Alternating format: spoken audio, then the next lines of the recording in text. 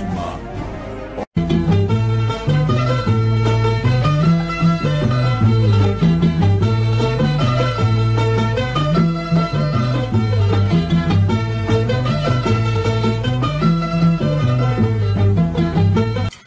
warreen jaantu jira addi bilisummaa Oromoodhaa waraanaan mootummaa kana ni kuffifna jee ajandaa karoora haa baafatu malee mootummaa kana kuffisuu keessatti qeeroo bilisummaa Oromoo itti jaaree afaan qullaa qabsaawanii mootummaa kana xiiqii keessa galchanii akka mootummaan kun faashistii ta'e saaxiluudhaatti hojii guddaa hojjechaa jira malee gara waraanaatiin hojii guddaa hojjechaa hin jiru. warreen jaantu jira ati akka hooggan addi bilisummaa Oromoo tokkotti gara nageenya kanatti irra cillaafachaa jirtammoo moo gara waraanaan mootummaa kana kuffisutti miizaanni keessan irra jabaataa jira. Laale gaafii gaariidha tunis wooma ja'amaa jirus akkuma reefu himetti waa sadii saganteeffanneen siin jee yoo yaadatte tokko waraana sadarkaa duratti lammaffaa jaarmaa dippiloomaasii siyaasaa sadarkaa lammaffaa irratti sadarkaa sadaffaa irratti immoo fincila diddaa gabrummaati 2005 tti fincila diddaa gabrummaa kana labsine 2004 tti korri godhame 2005 tti fincila diddaa gabrummaa kana labsine sagantaa lafaa qabnuudha. Okay? Egaa kun hundinuu kan godhamuuf wayyaanee galuudhaaf osoo hin tahin wayyaanee hiddaan buqqisuudhaaf wayyaanuma qofa osoo hin tahin sirnuma ilmaan hanga har'aan bulchaa ture kan hundaa buqqisuudhaaf waan ta'e jechuudha. Okay? Waa wal dhuunfataati. Tokko fincilli diddaa gabrummaadhaa kun kan amma sadarkaa fincila xumura gabrummaa tarkaanfate kuni goolii yookaan immoo galii addaati qaba. Waraaninis galii addaati qaba. Siyaasaa fi jaarmayaa fi dippiloomaasiidhaan hojjechuudhaanis galii addaati qaba. Kan fincila diddaa gabrummaadhaa kun immoo wayyaanee fudhachuudhaaf wayyaaneetti galuu osoo hin ta'in wayyaanee sabatiinsa dhoorkanii ikoonomikaalii dadhabsanii karaa diinagdeetiin jechuudha. Okay? Amma gartee mirgi uummata Oromoodhaa abbaan biyyummaa Oromoodhaa mirkanaa'utti nagayni tokkollee naannoo sanitti argamuu akka hin dandeenye biyyattii san ungovernable godhuu irratti kan xiyyeeffate jechuudha. Xiyyeeffannaan adda addaati. Wal dhuunfatamoo wal deeggaraa beeka akkaataatti wal deeggaruutti wal ijaamedha. Kun gaa kan adda waan addaati. Okay? Waan fincila diddaa gabrummaadhaa kanarratti qooda qabaniif jecha kakaasaniif jecha wayyaanetti galuudhaa kan jiru kun dhaara. Barbee talaal 2000 meeqatti irraa jalqabe yeroo nu keessaahu yeroo sadii propozaaliin wayyaanetti gallee heeraa fi seera fudhannee akka OPDO kanatti opereetii goona kan jiru ka'eetu jira. Yeroo sadii nu harkatti kufee gariin namaa kun ta'u malee jee bahee shira meeqaatan nurratti hojjechuu jalqabee jira jechuudha. Ammaas kanneen akkasii hedduutu jira.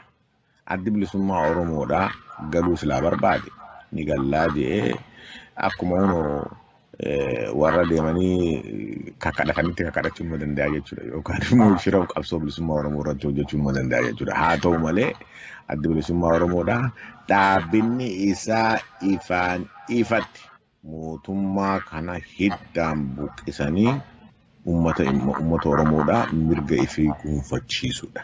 Kanaafis ilmaan Oromoodhaa hedduun dhuman hidhaman hiraarfaman biyyaa itti bahan. There is no way back karanti duba deebiin gabaabumatti wayyaanee galtee kana ta'ee kan jiru san ka isaaniiti warri asii waa xiinxalee gartee chaartarii addaa nuu baasuudhaaf tattaafatanillee dantaa isaaniiti garuu uummanni guutumatti eenyu akka amanuu fi eenyu jalatti akka hiriiree jiru akkasumas immoo abbaa biyyummaa akka barbaadu ifaan ifatti himee jira. Nutis kanuma irratti hojjenna. Addi bilisummaa Oromoodhaa kun waan haalamuu miti 2004 tti kora godhatee 2005 tti qeeroo bilisummaa Oromoo fincila diddaa gabrummaa jechaadhaan labsee guutuu biyya keessatti akka fincila gaggeessan godhe kana egaa diinninuu guyyaa guyyaan ragaa bahaa jira jechaadha. Garuu yeroo dheeraa kana keessatti 2016 keessatti fincila xumura gabrummaatti wayita inni ol guddatee sochii cimaa godhe kanatti dhaabbileen yookaan gareeleen ala kana jiran qeeroo nuutu harka keessaa qabaa qajaantu biyya ammoo warreen dhaabbileen silaa biyya keessatti ni sosaan jedhamee eegamu wanna kana akka addi bilisummaa Oromoo uume akka addi bilisummaa Oromoo hoogganaa jiru waan beekaniif maqaa qeeroodhaa takkaa hin tuyne ni sinfaalle hujuma isaanii deeggaran garuu ala kanatti warreen akkasitu ture isin hundeessu hoogganuu kana ummatatti ibsuu dhabaatu khabiraa dhufee anaatu hoogganaa jira akka jiru godhemo maali dadhabbiin bakka tana ture qaamni biraa as bahee anaatu qeeroo hoogganu jira jechisiise. Bareeda beekta waan amma jechuun bareedaadha ja'anii jiranii amma mootti qaanfachaa jiru kan agartee rakkootti irraa hin qabnu haa ta'u malee nuti yeroo waan kana saganteeffannu haala itti saganteeffanne qabna. Akkaataatti wanni kun itti deemus akkaataatti saganteeffame qaba 2005 labsine saniin achi keessatti baroota dheeraa dabre kana keessatti bilisummaa Oromoodhaa fi qeerroon sochiin qeerroo bilisummaa Oromoodhaa ba'aa bu'uu hedduu keessa darbe irraa barachaa dhawamuunis numa jira beeki dhawamaa irraa barachaa sadarkaa amma jiru kana gahee jechuudha sadarkaa fincila xumura gabrummaadhaa gahee jechuudha. Kanneen kana hunda keessa hin dabrin kanneen beekan yeroo sanitti immoo warreen wayyaanii fa'aa hojjechaa turan warreen wayyaaniin fa'aan ergitee biyya alaatti barnootarra jiran kanneen kana fa'aa agarra. Haa ja'anii isaan garuu dhugaan hojiidhaan wanni hojiidhaan hojjetamaa jiru waan lafa irra jiraati waan argamaati waan mul'ataati.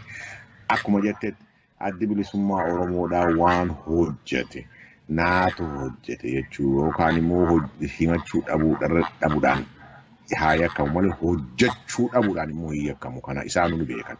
Sigalee so kana akkuma harreefu jedhetti qabsoon bilisummaa Oromoodhaa yookaan immoo qabsoon qeerroo bilisummaa Oromoodhaa waan Facebook irratti qajeelfama kananii oofanii miti.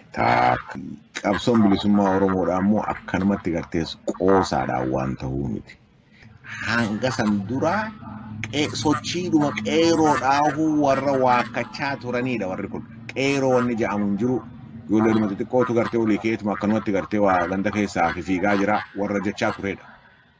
Kana hunda maaltu fideedha? Sigalee akkana laalutti kana hunda kan fide kan waakkachaa turan booda himuu kan jalqaban ifiinillee yaamuu kan jalqaban sochiin kun jabaatee wayyaanee raasuurraan kan ka'e.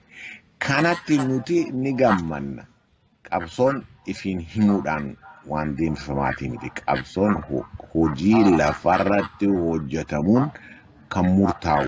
Kanatti nama fakkeenyaaf kana jechuun beektaa dhugaa dubbachuudhaa fi isaan akkas jechuun gaaga'amni hin uumamne jechuudhaa miti. Amma fakkeenya tokkoon siima. Yookaan lamallee sibiin godhuu barbaada. Fakkeenya tokkoon siima amma samarii dabarsanii fincila xumura gabrummaa Oromiyaa guutuu irratti qeerroon saganteeffatte.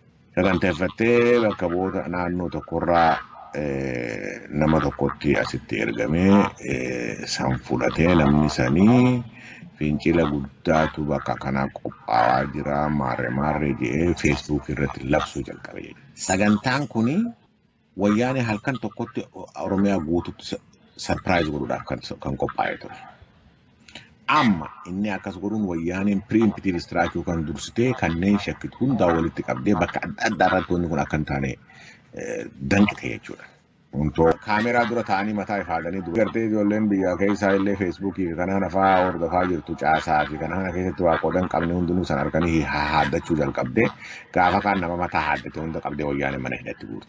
Waan akkanaa kana faatu hojjetame kiraayimiidhaatu hojjetame qabsoo kana keessatti maqaa if yaamuun okee haa if yaamanii garuu waan tokko tokkorraa waan hin beeknerraa if eeguun silaa hedduu murteessaa ture. Qabsoon bilisummaa Oromoodhaatii fi qeerroodhaan gaggeeffamtu sadarkaa itti jiru harkaa jirra. Qeerroonis dubbachaa jirti. Uummannis dubbachaa jira. Abbaan fedhee haa wacuu.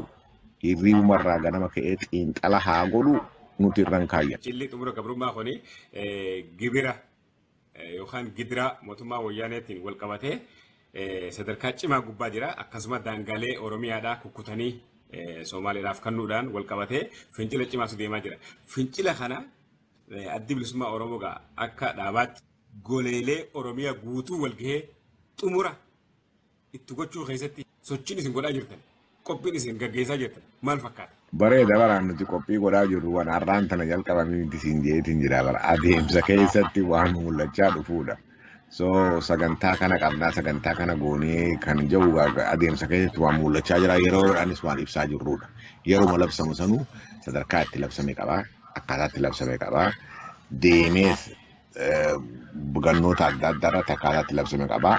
Wanni yaadattu maali tokko nulleen warri biyya alaa jirru kuni bara baraan guyyaa fincila diddaa gabrummaadhaa jennee kabajaa as keenya. Kun maal nama agarsiisa?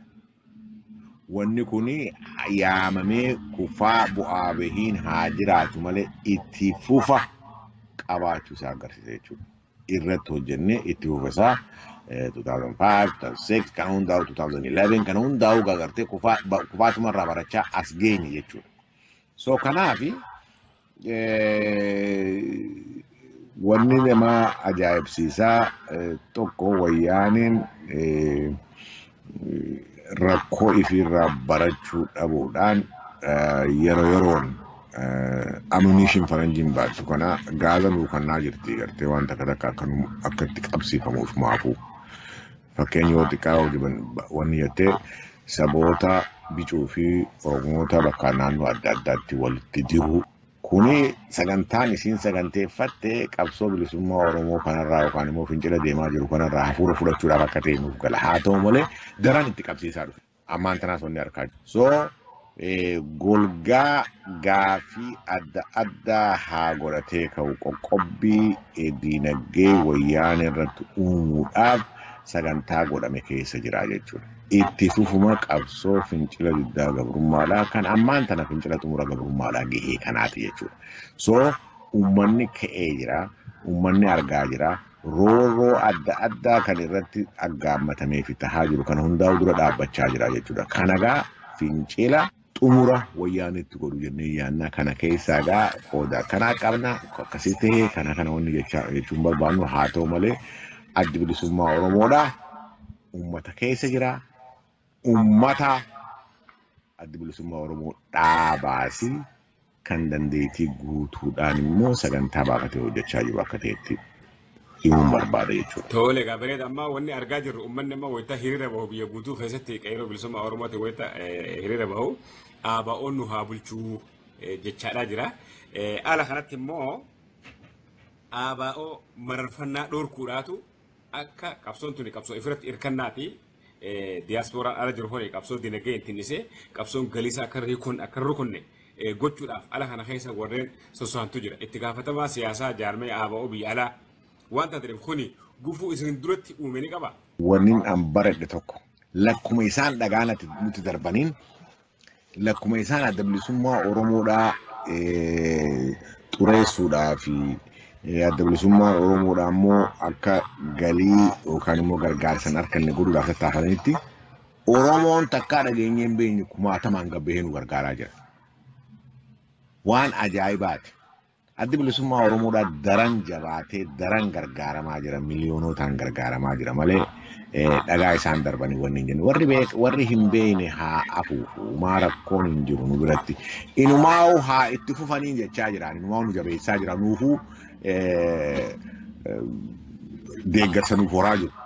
Maaliif addi bilisummaa Oromoodhaa dhaaba nama tokkoon yookaan immoo ganda tokkoon amantii tokkoon jaarame osoo hin ta'in dhaaba dhiigaa fi lafee ilmaan Oromootiin jaaramedha.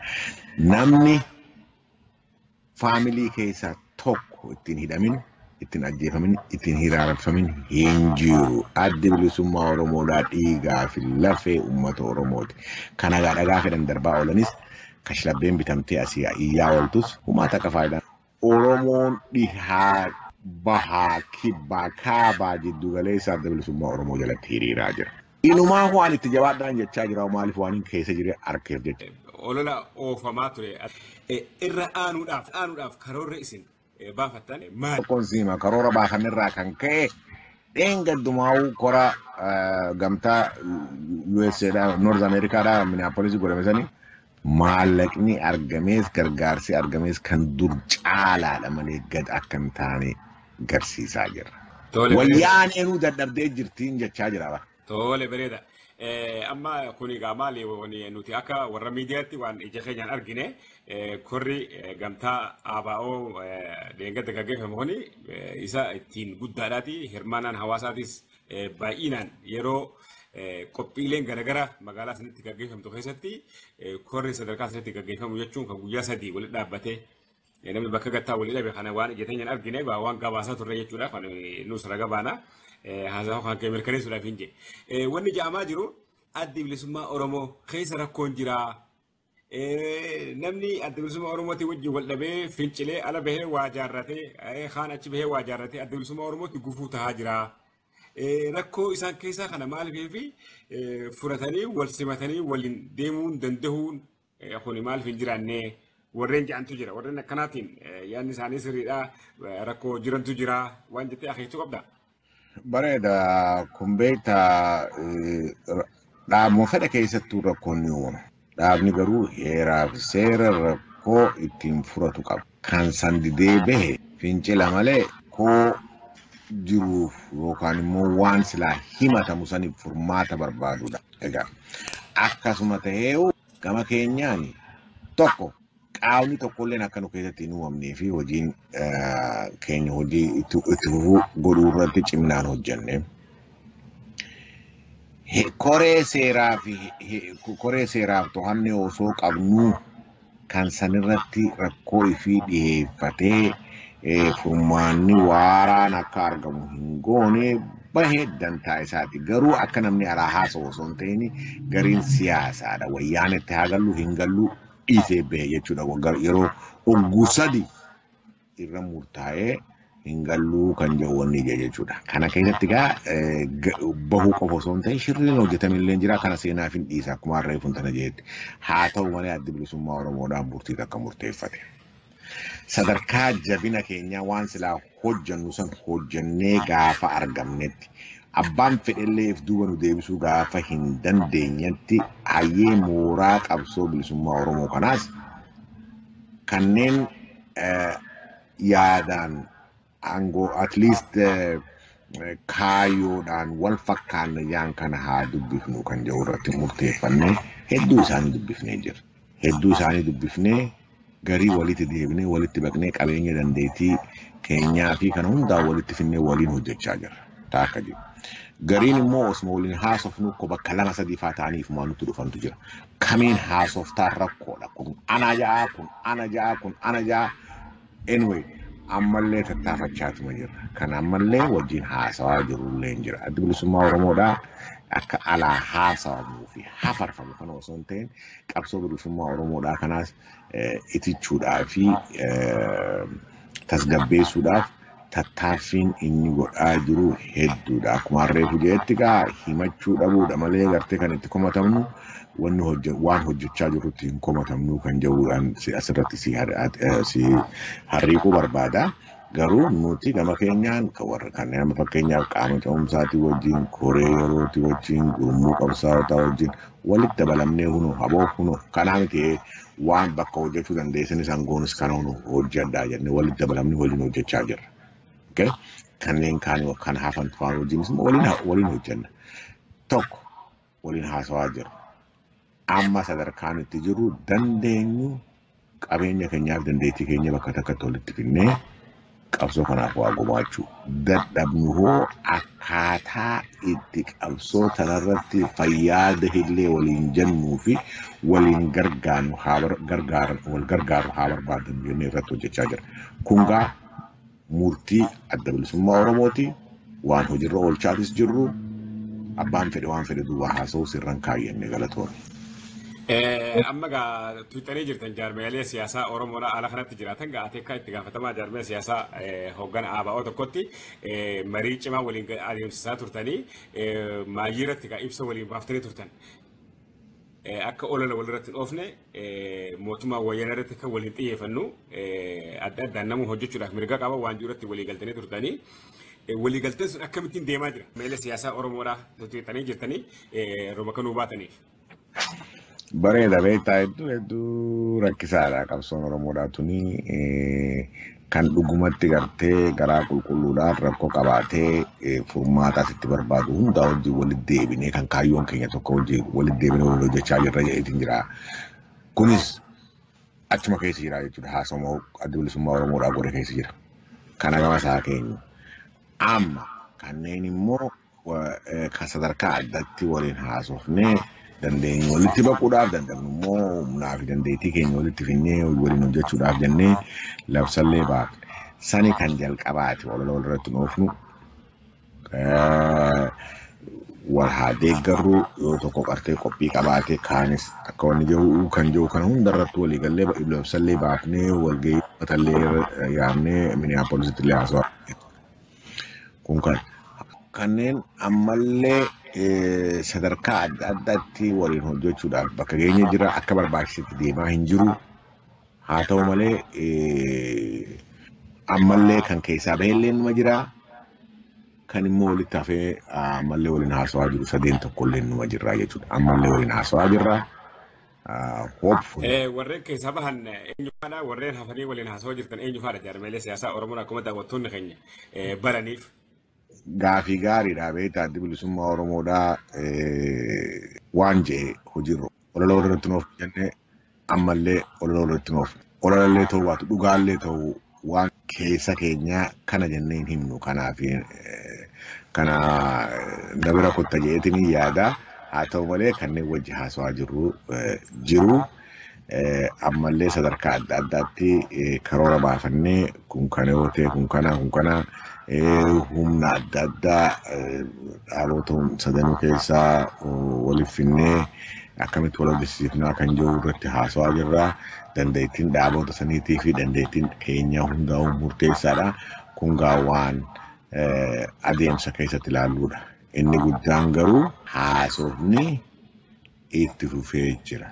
Addi bilisummaa Oromoo immoo obsaa fi murannoodhaan kanneen kaayyoo nuti amannu irratti amanuu hundaa'u walitti fidnee waliin hojjechuudhaaf murtii keenya irrattis hojjenna irrattis hojjechaa jira. Kanumaan dhaamsa dabarsuu barbaada asirratti.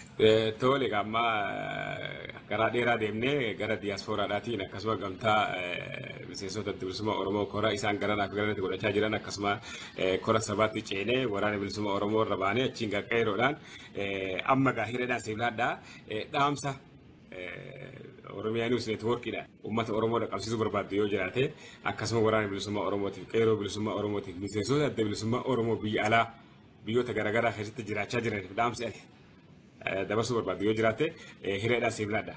Hedduu galatoome. Egaa dhaamsiin dabarfachuu barbaadu silaa hedduudha garuu gabaabumatti miseensonni adda bilisummaa Oromoodhaa obsaa fi murannoodhaan qabsoo kana bira dhaabbattanii asiin geessan hundi hedduu galatooma. Kan nurraa eegamu immoo dachaa kanaa ta'ee akka beektanii of qopheessaniin dhaama tokko.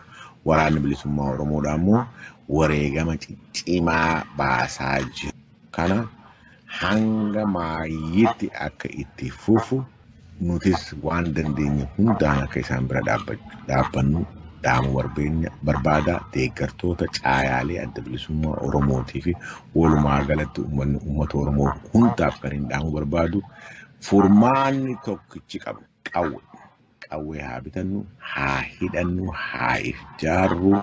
Uummanni Oromoodhaa mirga isaa guutummaatti yoo gonfachuu baate biyyattii san keessa qofa osoo hin ta'in gaanfuma Afrikattuu nagayni argamu akka hin dandeenye agarsiisuu qabna. Oromoon humna ta'uu qaba. Heddummina keenya kana humnatti jijjiirree dhufaa dabraa ilmaan Abashaadhaa nu gabroomsu kana jalaa bahuu dandeenya. Once and for all kan jedhuun qabaa. Kammaayyee. Oromiyaa News Network hedduu jabaadhaa jechuun barbaada. Galatooma dhaamsi isin sagantaaleen isin biyya keessaa fi alatti dabarsaa jirtan hedduu kan nama boonsaati. Oromiyaa fi Oromoo qofa irratti akka hojjettan isin dhaamu barbaada. Miidiyaan kun ka uummataa akka ta'u irratti akka hojjettan barbaada. Ka dhuunfaa akka hin taane Oromiyaa News Network jabaadhaa galatoomaa jechuun barbaada. Miseensa gumii sabaa adda bilisummaa Oromoo akkasuma itti gaafatamaa jaarmaya siyaasaa adda bilisummaa Oromoo obbo Odaa Xasee tursii sarara iskaayibii irratti Oromiyaa News Network waliin gootan kanatti maqaa daawwattoota keenyaatiin si galatoonfachaa horaa bulaa isiniin jenna. Galatooma.